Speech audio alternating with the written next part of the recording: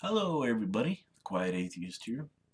This next story that I want to share with you is something that I wouldn't have expected from Christians, but it is something that surprised me, to say the least, and I wanted to share it with you guys. So, let's get started with this video.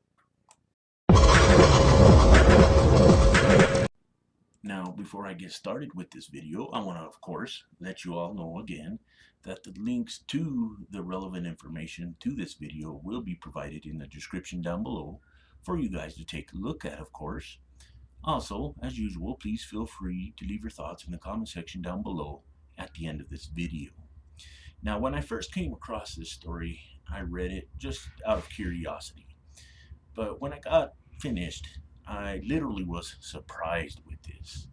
And the reason why I say I was surprised with this is because this lawsuit about gay marriage is a twist. And it is for the better, I might add.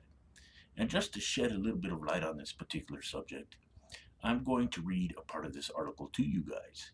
Just so, as usual, you can get an idea of what's going on with this gay marriage lawsuit. Now, when it comes to gay marriage lawsuits, you can always bet that Christians are always going to be against it, right? They're always going to come up with some excuse why they can't do it and why it's against God's law, if you will. But this story is something that is a bit of breath of fresh air, I think. And that's why I wanted to share it with you guys. So I'm going to read a part of this article to you. An unusual lawsuit in North Carolina is shifting the conversation about religious freedom and could be driving a wedge between some major opponents of same-sex marriage. Clergy from the United Church of Christ, a liberal denomination that voted to support gay weddings in its churches in 2005, filed suit in North Carolina District Court Monday, becoming the latest in a nationwide series of cases against a state's same-sex marriage ban, like dozens of similar lawsuits filed across the country. The North Carolina suit argues that the state's ban violates gay couples' constitutional right to equal protection. But in a unique twist, the suit adds that the ban also violates the First Amendment right of members of the clergy to practice their faith. Now, that was something that really was a surprise to me when I first heard of this. I was like, wow, this group of Christians here are actually playing their cards right on this one. Because the state's ban criminalizes pastors who bless same-sex unions, leaving clergy open to arrest. Now, do you see how full of nonsense that particular law is? But there's something else that I wanted to share with you guys. Albert Mohler, president of the Southern Baptist Theological Seminary, declared Tuesday that North Carolina's ban is, and I quote, dubious and dangerous, which I agree, because it's going to create a problem for a lot of people in society as we know it. And there's going to be a lot of things that are going to happen that eventually will be bad for society, and I think that's wrong.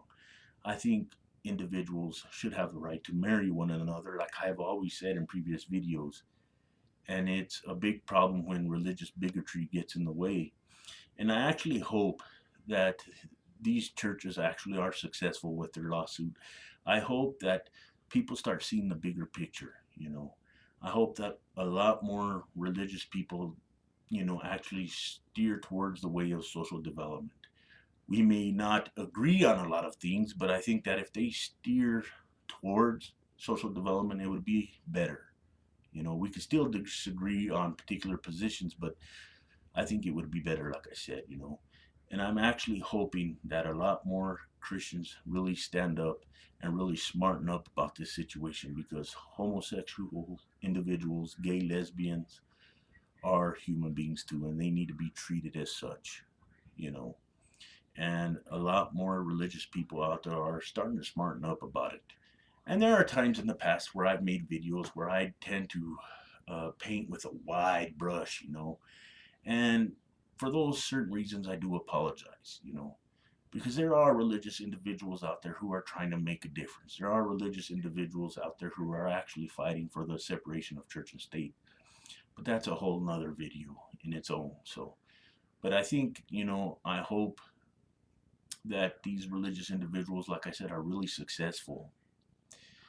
And maybe, just maybe, that people will start being a little bit more, I would say, rational about this. And hopefully Christians will stop being so damn bigoted, because it's making me sick to my stomach. It is holding society back in so many ways. And this is actually a good sign. So that's all I have to say about this particular issue.